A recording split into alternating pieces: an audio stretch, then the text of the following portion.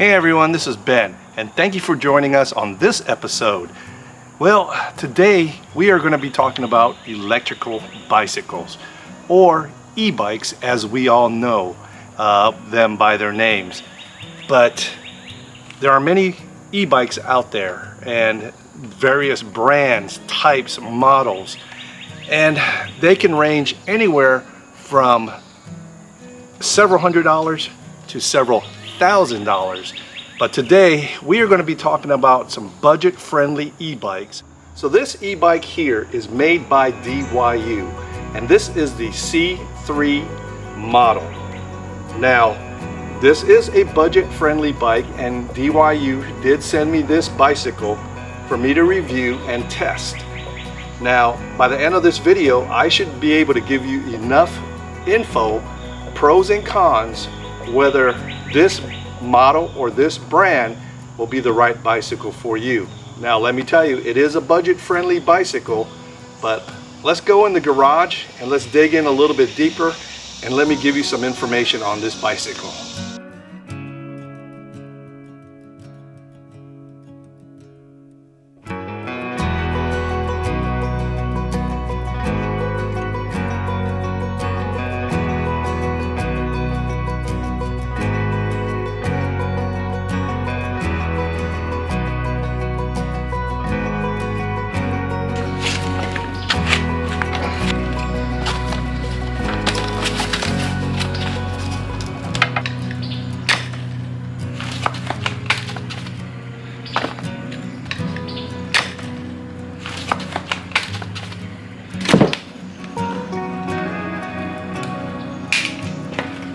Hey gang, a lot of you probably like, hey Ben, what happened to your camping videos? Well, some of you may know, some of you may not know, but between May and September, I kind of throttle back on the camping videos just because it's so hot. And I do have Hoku with me, and she's a full-blooded, purebred German Shepherd, and she has a very heavy coat on her, and it becomes very uncomfortable, and she overheats a lot during the summer. So instead of that, I try to throttle back on the camping series and do a lot of gear review. I bring a lot of this gear to you so we can look forward to the fall camping series. So once it hits about September and starts cooling down a little bit, we go full blown. We are probably camping every weekend from September till maybe January or February. But I appreciate all the comments you guys have been sending me and say, hey, you know, we can't wait for the fall series, or we can't wait for the camping videos to come back. But I appreciate you guys being patient, and you know, all these gear reviews are coming to you, and especially on our second channel. Check it out at the Gumbie Gear Review channel as well on YouTube. But speaking of camping, I just want to let you guys know next Friday, August 2nd at 6 p.m. Central Standard Time, we will be announcing the winners for the Gumbie Gathering. Yes, all 8 of you will be selected live on the Semper Gumbie channel. Yes, come on over. I'm glad I didn't have to make the decision, or going to make the decision. We are using a random online computer generator. I will do that the day before, and it will select 8 winners, and I will announce them live on August 2nd. It has been overwhelming, I should say, with the amount of entries we have gotten just from our 8 channels that are being part of this Gumbie Gathering. We have received several hundred entries, and it's got to the point where next year we are going to have to find a location large enough where I'm going to invite a lot more of you, all of you, the subscribers, because without you guys, we wouldn't be able to make this possible. So join us live August 2nd at 6 p.m. Central Standard Time on the Semper Gumbie channel. Now let's get back to this video on this e-bike. DYU had reached out to me several weeks ago about this C3 model. And at first I was kind of hesitant because I did my research on this model. I told DYU that I live in Tennessee and the terrain here is, or the camping outdoor things that I'll be doing would be off-road, or the terrain will be rolling. And I felt that the motor on this would not be sufficient enough. And I said, well, I don't know if I want to test and review this model, just because the motor on this might be a little bit too weak for my application. So I requested to go up a model, which would be a 500 watt motor, because this right here is a 350 watt motor in this unit.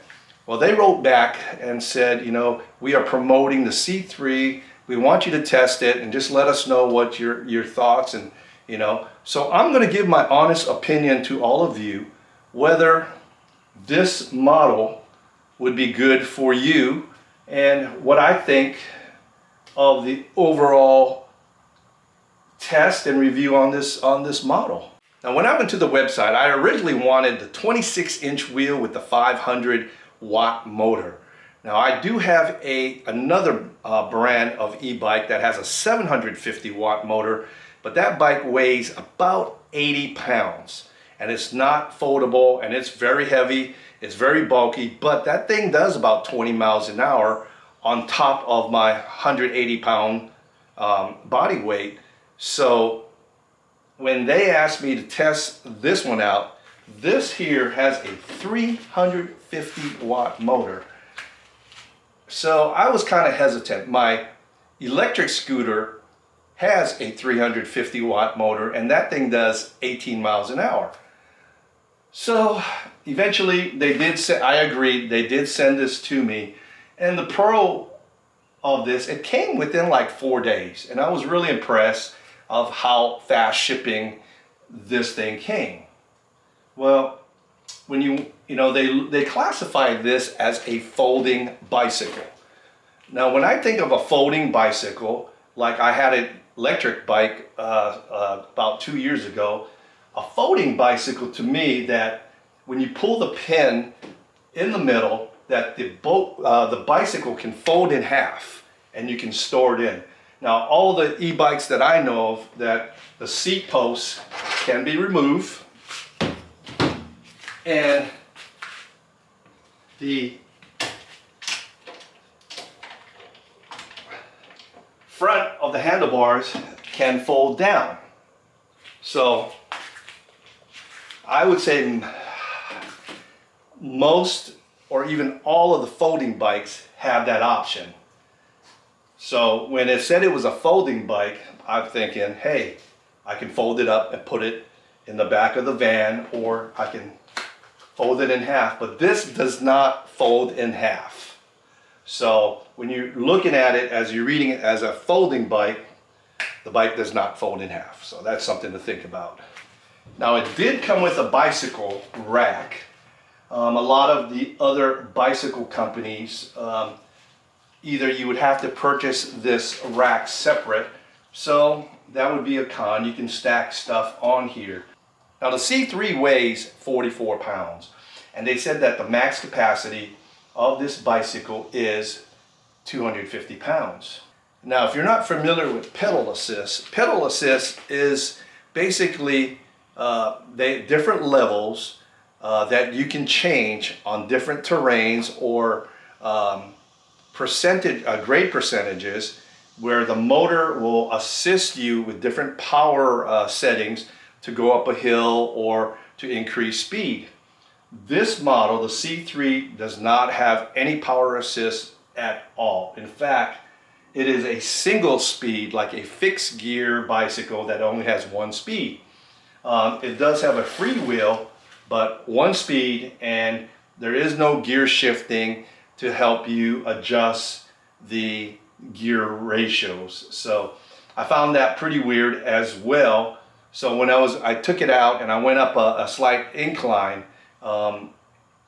you would have to hold the throttle full blown all the way and pedal, but no pedal assist on this model. So this right here is the 350 watt brushless motor. Now the max speed you can get on this, they say, is 15.5 miles per hour, and that is on a flat surface. The range you can get on this bicycle on a full battery is 13 to 15 miles. Now they say with the pedal assist mode, meaning you just pedal with the battery, you can get about 20 and 23 miles with that. Now you do have some pretty nice disc brakes in the front and back with some rotors. In fact, the disc brakes are almost as large as the wheel, the 14-inch wheels itself. And then of course you have disc brakes in the rear as well. And then they do give you a little kickstand where you can put it down to let the bike be freestanding. Now the front of the bicycle, it does have that LED light, and it's pretty decent. It's pretty bright, and it will light up the front while you're riding at night. It's pretty decent. I do give them that, and you can control the on-off from the push button on the handlebars itself. The rear of the bike does have an LED brake light. It does flash when you do hit the brakes, and whether you use the front brake or the rear brake, it flashes on either one of those brake levers. On the handlebars, you do have a power on, power off button. This here will turn on or turn off the battery. You do have a bell, manual bell here. You do have a handlebar adjustment, whether you want to turn the handlebar out or in. And then of course you have your battery levels here. So when you hit this button, your battery levels will go on or off. You hit it again, and then your battery levels will come on. Each of those LED lights represent 25%. So right now I do have 100% of battery life. And then this here button below is for your light. And then of course you got your throttle here for your power to your motor. So overall it's pretty simple. No extra bells and whistles on this thing. And of course then you got fenders to prevent mud from slinging up on you, and that is on the front and back of the bike. You do have a chain guard on here as well to prevent pants or clothing to get stuck in the chain, and rear reflector, as well as reflectors in the wheels itself. And this is the power brick that you plug in to AC power, and you do have the power port right behind the crank arm where you plug in right there. And it will take about 5 hours to completely charge up this e-bike. Now this thing would be great for a park, a campground that is flat, or kind of an urban type of setting. Now if you're looking to take it in a rolling terrain, just be prepared that it's going to be kind of sluggish going up and down around hills. It does say it can do 15 miles an hour, but you are losing a lot of power off of a 350 watt motor. You're going to have to pedal to get over and up that hills, and I will show you that here in the video in just a second, but just be aware of that. And this is IP65, so it can get wet, but you will lose quite a bit of power on just some slight inclines. So urban type setting, a park, a flat campground, this thing would be perfect. But if you're taking it off-road, varying terrain, you know, nothing, no heavy duty off-road type kind of terrain, I would not do it. So I'm going to show you how the bike reacts and operates at speed going that way.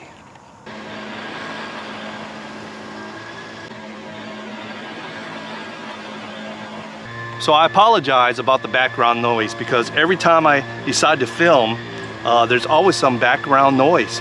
You all know that always happens. It can be totally quiet, but as soon as you start filming, there's always somebody that runs a lawnmower, leaf blower, bird calling, ambulance, horn, alarm, or dogs barking. So please pardon the background noise. But this is going to be going up this hill, an incline on my street, and I'll show you how much power that this thing does.